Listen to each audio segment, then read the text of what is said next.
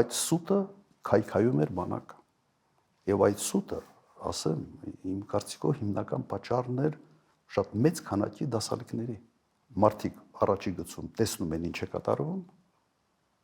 զանգում են իրենց հարազատներին, հարազատները ուրախ են, որ մենք հաղթում ենք։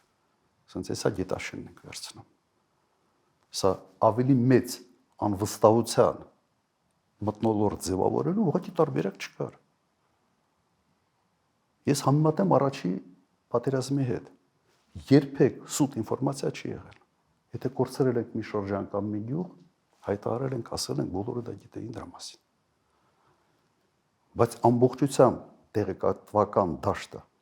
Հայաստանը վերցնել կոնտրոլի տակ եւ 44 օր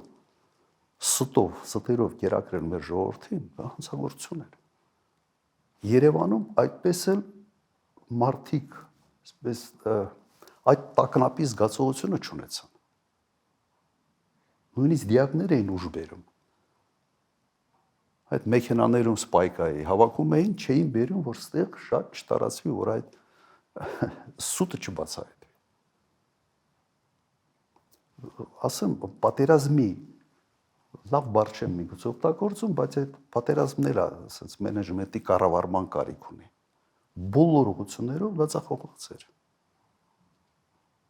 Հիմա կրկնեմ, դա փորձի բացակայություններ, այլ քաոտիկ մտածելակերպի, երեկոյան մի բան մտածես, գիշերը մի ուրիշ բան անես, առավոտյան մի ուրիշ բան, դա բնորոշ է այսօրվա ղեկավարին եւ սա միայն